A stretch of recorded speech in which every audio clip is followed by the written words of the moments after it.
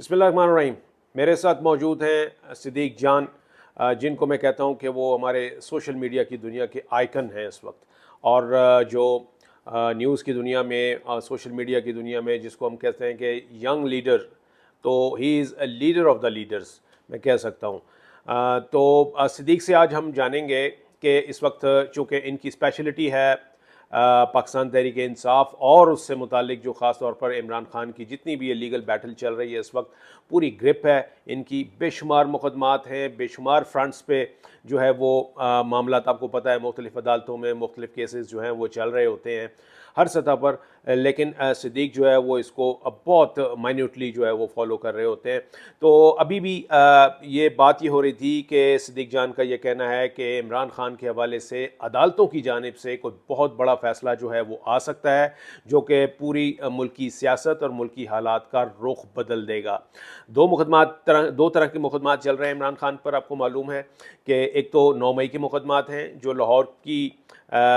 लाहौर में रजिस्टर्ड हैं केसेस, और ये तकरीबन 16 मुकदमात हैं। और इसके अलावा दूसरा जो मुकदमा जो उनकी ऐन मौके पर रिहाई को रोकने के लिए बना दिया गया था, वो था तोशाखाना में नैब ने जो एक नया इनके ऊपर गिरफ्तारी जो है वो डाली थी। तो ये दोनों मुकदमात उस वक्त अदालतों में हैं, लेकिन किस स्टेज पे हैं ये हमें बताएंगे सिद्दीक। सर एक तो बहुत शुक्रिया सर, आपकी ज़रा नवाजी है। मैं देखने वालों को बता दूं कि आप हमारे दादा उस्ताद हैं, तो जिनसे हमने कोर्ट रिपोर्टिंग सीखी है उन्होंने आपसे कोर्ट रिपोर्टिंग सीखी है। सर बहुत शुक्रिया। लेकिन सर बात यह है कि मैं एक चीज़ देख के हैरान हो रहा हूँ कि इमरान खान साहब की जो कोर्ट्स में इस वक्त केसेस हैं ना, इतनी हाइप नहीं है कि शायद किसी को, क्योंकि इसमें हुआ ये है कि असल में ना एक परसेप्शन बना दी गई है कि इमरान खान बाहर नहीं आ सकता, इमरान खान को बाहर नहीं आने दिया जाएगा, इमरान खान पे क्रॉस है, इमरान खान ये है, इमरान खान वो है। वो परसेप्शन इतनी इस्टेब्लिश कर दी गई है कि कोई अब ये बात नहीं कर रहा कि इमरान खान रिहा भी हो सकता है, कोई भी ये बात नहीं कर रहा। वो परसेप्शन इतनी ज़्यादा बना दी गई है। सर मैं आपको बता रहा हूँ कि अदालतों में जिस स्टेज पे केसेस पहुँच गए, इमरान खान की रिहाई का बड़ा हुक्म आ सकता है। गो के मैं खुद ये कह चुका हूँ नादिर बलोच साहब के साथ प्रोग्राम में कि जो पीटीआई की बाहर लीडरशिप है उन पे मैं बड़ी तनकीद करता रहता हूँ कि उनकी जो चीज़ें हैं वो इतने एग्रेसिव नहीं हैं। तो मिसाल के तौर पे अभी उन्होंने जो इधर भूख हड़ताली कैंप भी लगाया पार्लियामेंट के बाहर, जो भी स्पीकर साहब की छतरी तले और उनकी इजाज़त से लगाया, मतलब फिर ख़त्म होगी ना बात। और ऐसी जगह लगाया जहाँ मीडिया पहुँच ही नहीं सकता, ठीक है, कैमरे आ ही नहीं सकते, ठीक है। तो वो सारी वो अपनी जगह पे। लेकिन अदालतों में इमरान खान के केसेस उस जगह पे पहुंच गए हैं कि कोई बहुत बड़ा फैसला आ सकता है। मसलन मैं आपको बता देता हूँ, अब देखना कि आज 24 जुलाई का आगाज़ हो गया है, इस वक्त जब ये वीडियो हमारे देखने वाले देख रहे होंगे। आज लाहौर एक कोर्ट में बहुत बड़ा केस है इमरान खान साहब का। इमरान खान साहब के 9 मई के 12 केसेस में गिरफ्तारी डाली गई। अच्छा, इससे पहले मैं ये भी बता दूं सर कि इमरान खान साहब को जो पहले फेज़ में ना 27 गिरफ्तारी इमरान खान की डाली गई 9 मई से मुतालिक में, नहीं, या ओवरऑल टोटल 27 में से ये हुआ कि 10 केसों में इमरान खान साहब की जो ज़मानतें खारिज की गई थी ना इस्लामाबाद और लाहौर से, वो 10 की 10 ज़मानतें जो खारिज की गई थी वो इस बुनियाद पर की गई थी कि खान साहब जो हैं वो पेश नहीं हुए अदालत के सामने।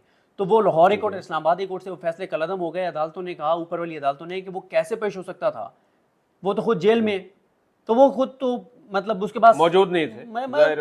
वो अपनी मर्जी से तो नहीं वो कर सकता ना कि मैंने पेश नहीं होना, सरकार का काम था पेश करना। तो ये ग्राउंड ठीक नहीं है। 10 केसों में वो फैसले कलअदम हो गए, इमरान खान की गिरफ्तारी डालने वाले पीछे बच गए।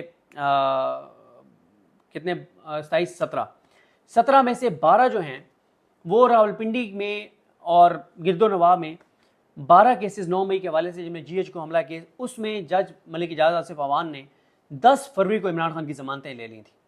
ठीक है, 22 हो गए। पीछे बच गए 5 केसेस। हुमायूं दिलावर तोशाखाना केस, उसमें इमरान खान साहब की सज़ा मुअत्तल हो चुकी। साइफर केस में इमरान खान साहब बरी हो चुके। अलकादिर में ट्रायल चल रहा है, ज़मानत उनकी हो चुकी, गिरफ्तारी डाली गई थी। चौथा इमरान खान साहब का और बुशरा बीवी के एक और तोशाखाना केस था, और वो पांचवें। चौथा जो है वो इमरान खान साहब और बुशरा बीवी के एक और तोशाखाना, जिसमें जज कौन से बशीर साहब थे, जो भी मोहम्मद बशीर साहब, वो भी इमरान खान और बुशरा बीवी जमानत पर हैं। 5वां इद्दत में बरी हो गए। ये पहले फेज के 27 केसेस का चैप्टर क्लोज हो गया। जैसे इमरान खान साहब 13 को बरी होते हैं इद्दत केस में, आखिरी केस में जी, तो इमरान खान साहब की एक और तोशाखाना केस में नया तीसरा तोशाखाना केस बना के उसमें गिरफ्तारी डाल दी जाती है इमरान खान साहब और बुशरा बीबी की। उधर से इमरान खान साहब की 9 मई के 12 केसों में जिस्मानी रिमांड उनका दे दिया गया। अब इन दोनों चीज़ों को चैलेंज कर दिया गया इस्लामाबाद हाई कोर्ट में और लाहौर हाई कोर्ट में। पहले हम आ जाते हैं इस्लामाबाद हाई कोर्ट पे, तोशाखाना केस में। तोशाखाना केस में यह हुआ कि 2 मई को इमरान खान और बुशरा बीबी ने ये जो नया तोशाखाना रेफरेंस बनाया जा रहा था, इसके नोटिस को चैलेंज किया। आमिर फारूक साहब ने 8 के लिए समाअत मुकर्रर की, 8 को 15 के लिए नोटिस किए और 15 के बाद 4 तारीखें मुख्तलिफ लगाई और चारों बार केस नहीं सुना। कभी कॉज लिस्ट पहले मंसूख कर दी, कभी बेंच अवेलेबल नहीं है। तो किस्सा मुख्तसर ये कि जिन नोटिस को इमरान खान साहब ने चैलेंज किया हुआ था, जो आमिर फारूक साहब ने 15 मई को सुनने थे और फैसला करना था, मई, जून, जुलाई तीनों में आमिर फारूक साहब ने डिसाइड नहीं किया। और उसी केस में जो आमिर फारूक साहब के पास पेंडिंग था, इस्लामाबादी कोर्ट के पास पेंडिंग था, उसमें 13 जुलाई को इमरान खान साहब और बुशरा बीबी की गिरफ्तारी डाल दी गई। 13 जुलाई को ही इमरान खान साहब की लीगल जो टीम है, सलमान सफदर साहब हैं, उस्मान रियाज गिल साहब हैं, इन सब ने इमरान खान साहब और बुशरा बीबी की जो जमानत है वो ट्रायल कोर्ट में भी डाल दी। ट्रायल कोर्ट में जज साहब ने नोटिस कर दिया और हालांकि वो नोटिस कर चुके थे जमानत कबल अज़ गिरफ्तारी की, उसके बावजूद उसी केस में जज साहब ने उनको इजाजत दे दी गिरफ्तार करने की। भाई जिस केस में उस वक्त तक तो वो जमानत पे, उस वक्त तक तो वो गिरफ्तार नहीं थे ना, आपने नोटिस किए ये, तो अब आप इसमें ये बहुत इंपॉर्टेंट केस है जो इस्लामाबादी कोर्ट में उन्होंने चैलेंज किया।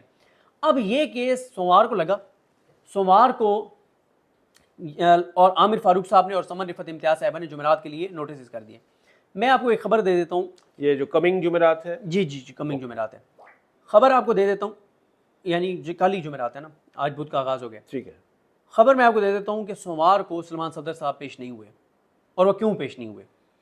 अच्छा, सलमान सफदर साहब पेश हो भी सकते थे ना, इतराज़ात थे तो इतराज़ात दूर होते और वो कहते हैं आप मेन पिटीशन सुन लें, या ये भी कहा जा सकता था कि सोमवार है तो कल ही आप जो है उसकी समाअत के लिए मुकर्रर करें, कह सकते थे। क्यों नहीं पेश हुए? वो इसलिए पेश नहीं हुए कि इमरान खान साहब ने ये डिसाइड कर लिया था कि इमरान खान साहब मंगल के दिन रेफरेंस दायर कर देंगे आमिर फारूक साहब के खिलाफ, जो कि कल दायर कहा जा रहा है, लेकिन वो साइन हो गया है, दायर नहीं हुआ। मतलब बर वो हम तो उसके ऊपर वीडियोस भी कर रहे हैं, कंटेंट सामने आ चुका है। ठीक है। इमरान खान साहब का ये है कि मंगल को ही रेफरेंस दायर होगा, बुध के दिन यानी आज या कल जुमेरात को केस से पहले आमिर फारूक साहब पर अदम एतमाद की दरखास्त दायर हो जाएगी इस्लामाबाद कोर्ट में इमरान खान की तरफ से। ओके। कि क्योंकि मैंने आपके खिलाफ रेफरेंस दायर किया हुआ है, इसलिए आप मेरा केस ना सुने, आप मेरा केस ना सुने। और पहले भी इमरान खान साहब और बुशरा बीबी की दरखास्तें पेंडिंग हैं जिसमें उन्होंने कहा कि आप हमारा केस ना सुने।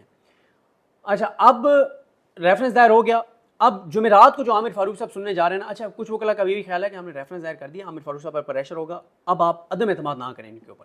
वैसे भी आप, क्योंकि सर आप, हमने तो आपसे सीखा है कोर्ट रिपोर्टिंग, जज ने खुद फैसला करना है, ठीक है, तो उसने बैठना ये नहीं बैठना, तो उसमें यह है कि आप ये ना करें। लेकिन यह है कि आप अदम एतमाद की दरखास्त आज या कल दायर हो सकती है।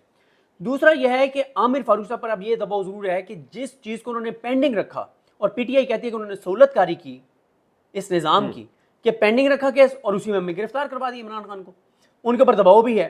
और उसमें टेक्निकल बहुत स्ट्रॉन्ग पॉइंट है, कानूनी तौर पे बहुत स्ट्रॉन्ग पॉइंट है कि जब एहतसाब अदालत के जज नोटिस कर चुके थे जमानत कबल अज़ गिरफ्तारी की दरखास्त पर, तो वो गिरफ्तारी कैसे उनको करने दे रहे हैं वही एहतसाब अदालत के जज। अगर इसमें इमरान खान साहब के इस अरेस्ट को इलीगल करार दे दिया जाता है और अदालत पहले उन नोटिस को सुन लेती है कि वो लीगल हैं या इलीगल हैं, और अदालत उसको इलीगल करार दे देती है कि एक ही जुर्म पे बार बार आप प्रोसिक्यूट नहीं कर सकते, इस पे एक अदालती फैसले भी मौजूद है, अदालती खुद काजी फैसल साहब का फैसला मौजूद है दैबिया वाला। अब इसमें यह है कि अगर इस पे ये फैसला आ जाता है हाई कोर्ट से, तो इमरान खान साहब का नए तोशाखाना केस का चैप्टर क्लोज। अलकादिर में यकम तक इमरान खान साहब कन्विक्ट हो जाएंगे, उसमें अगस्त के अंदर अंदर इमरान खान साहब की जमानत हो जाएगी कंफर्म 100%, चाहे ट्रायल कोर्ट से हो चाहे हाई कोर्ट से हो, वो अगस्त से आगे मामला नहीं जाना। नए तोशाखाना केस का रास्ता बंद हो जाएगा कि आप नहीं बना सकते। अलकादिर में कन्विक्शन हो जाएगी, होनी है, हर सूरत में होनी है, मोहम्मद अली वड़ाइश ने फैसला सुनाने ही सुनाने जी, उसमें इमरान खान की जमानत हो जाएगी। अब आ जाए आप 9 मई वालों पे। 9 मई वालों में आज के दिन बहुत अहम है, लाहौर वाले जो लाहौर वाले 12 केसेस में उनका जिस्मानी रिमांड दिया गया बगैर इमरान खान को पेश किए। अच्छा, यानी रिमांड ले लिया गया लेकिन मुल्ज़िम मौजूद नहीं थे, वीडियो लिंक पे उनकी हाजिरी लगाएगी। इसको उन्होंने चैलेंज किया है। आज जस्टिस तारिक सलीम शेख साहब के पास ये केस है और अनवारुल हक साहब के पास, और दोनों जज तगड़े जज हैं। आज अगर अदालत इमरान खान साहब की जिस्मानी रिमांड को इलीगल करार दे देती है तो ये चैप्टर भी क्लोज हो गया, ठीक है। और 9 मई वाले मामले में एक बार ये चैप्टर क्लोज हो गया और ये डिसाइड हो गया कि एक ही, फिर आगे पीटीआई और भी कुछ चीज़ें करने जा रही है। अब वो इन एफआईआर को चैलेंज करने जा रही है, इस चीज़ को चैलेंज करने जा रही है कि एक ही जुर्म में मल्टीपल FIR नहीं हो सकती। ठीक है। सोना बीबी केस या पता नहीं कौन सा केस है, सुप्रीम कोर्ट का उसका फैसला है। बाज़ सूरत में अदालत जो है वो एक आपको इम्यूनिटी भी दे देती है कि जी हाँ अब मजीद जो है इनके खिलाफ कोई इस तरह के वो केसेस ना दायर किए बिल्कुल। जाएं। ये जब सनम जावेद को यहाँ पेश किया था ना, तो मियां गुल साहब बहुत तारीखी फैसला देने जा रहे थे, लेकिन उसमें हुआ ये था कि वफाक ने सरेंडर कर दिया ना। उन्होंने पहले ही कह दिया कि हम उनको ना इस्लामाबाद वाली FIR में गिरफ्तार कर रहे हैं, बलूचिस्तान वाला भी ख़त्म और फलाना ख़त्म और सारा। लेकिन तारिक महमूद जहांगीर साहब की का फैसला मौजूद है शेख रशीद वाले केस में, जिसमें उन्होंने कलअदम कर दी बाकी FIR कि एक FIR आपने काट दी, कहीं और भी वो उसी तरह का मामला हुआ है उसका, वो उसी में आप आगे उसको वो करें प्रोसिक्यूट, उसी में आप वो करें, वो अलहदा केस के तौर पे नहीं, अलहदा केस के तौर पर नहीं। अब अगर ये पॉइंट डिसाइड हो जाता है कि 9 मई का से जो पहली FIR इमरान खान पे हुई थी ना, उसी में आप उसको चलाएंगे, बाकी FIR में नहीं, तो वो चैप्टर भी क्लोज हो गया। लिहाजा सर मैं ये समझता हूँ कि इमरान खान की रिहाई का 2020 शुरू हो चुका है। 2020 मैच है, लंबा नहीं है। ठीक है। दोबारा कहूँगा मैं, PTI की लीगल हिकमत अमली देखूँ, जीरो। लीगल कहता हूँ, सॉरी, पॉलिटिकल जीरो। कोई उसमें वो एक गैदर ही नहीं हुए हैं, कोई उसमें दैट्स आउट ऑफ स्टीम। बिल्कुल ना इत्तेहाद है, ना कोई इफेक्टिव बात है, ना कोई एजिटेशन है, ना कोई दबाव है, कुछ भी नहीं है, जीरो। जो है हवाई फायरिंग है सिर्फ। अदालतें अपने पांव पर खड़ी हो गई हैं और मामलात हैं अदालतों में। ठीक है। अदालतें जिस देखें, अब ये 9 मई वाले केस इकट्ठे हो गए, 16 FIR हैं जो मुझे पता चला है अब तक लाहौर में, टोटल 9 मई की। 4 में इमरान खान साहब जमानत पर हैं, 12 का ये कल चैप्टर क्लोज हो गया ना। ठीक है। यहाँ पे भी पिंडी में 12 FIR हो गई ना 9 मई की जमानतें जी, और कोई ऐसा केस नहीं है। ठीक है, 9 मई तो आप साथ ही ये भी कह रहे हो कि वो जो 190 मिलियन पाउंड वाला केस है अल-कादरी यूनिवर्सिटी वाला, उसमें कन्विक्शन हो सकती है। बिल्कुल कन्विक्शन होगी, हो नहीं सकती, होनी है। यानी तो फिर उसमें फिर रिहाई, अच्छा उसमें रिहाई देखिए, रिहाई तो उसमें इमरान खान की 1 माह डिले हो जाएगी, 15 दिन, 20 दिन, 25 दिन, 1 महीना, लेकिन ये चैप्टर क्लोज हो जाएंगे। नए तोशाखाना केसेस, नए 9 मई के केसेस, ये चैप्टर क्लोज हो जाएगा। लिहाजा मैं समझता हूँ कि इमरान खान साहब की रिहाई के हवाले से बहुत बड़ा कोई फैसला आ सकता है। मैं सिर्फ आपको एक चीज़ बता दूं सर, मैं काउंट कर रहा था, बल्कि वो हमारे भाई हैं बैरिस्टर साद रसूल साहब, उनसे मेरी बात हो रही थी, तो मैंने उन्हें कहा कि आजकल लिफ्ट हमें ज़्यादा करा दिया करें, क्योंकि सारे मामलात ही अदालतों में हैं, तो हमें पूछनी होती हैं। और अब मसला ये है कि बड़े बड़े वकील हैं जिनसे हम पूछते हैं, ज़ाहिर है जैसे PTI के केसेस हैं, उस्मान रियाज गिल साहब से हम पूछ लेते हैं, अजहर सिद्दीक साहब से पूछ लेते हैं, सलमान सफदर साहब से पूछ लेते हैं, कुछ हैं खैर वो बड़ी मोहब्बत और शफकत करते हैं, फैसल चौधरी साहब हैं, उनको तो 10 बार फ़ोन करें तो वो अवेलेबल होते हैं। तो मैं उन्हें साद रसूल साहब को ये कह रहा था कि लिफ्ट कराया करें, क्योंकि मैं सिर्फ उनको इस हफ्ते का बता रहा था, ये जो हफ्ता चल रहा है सोमवार से लेकर हफ्ते तक 2 हाई कोर्ट्स और ATC केसेस, 2 हाई कोर्ट्स और ATC अदालतें मिला के और ये डिस्ट्रिक्ट कोर्ट्स मिला के 97 केसेस की समातें हैं एक हफ्ते में PTI से रिलेटेड। 97 सेंचुरी समझ लें, सेंचुरी 100। यानी अब आप देखें ना, और इस वक्त निज़ाम की क्या कोशिश है कि 100 के 100 में हमने PTI को रिलीफ नहीं लेने देना, 100 के 100 में इनके हक में फैसले नहीं आने देने, 100 के 100 में आइन और कानून के मुताबिक फैसले नहीं आने देने। तो ये तो नहीं हो सकता ना कि 100 के 100 में ना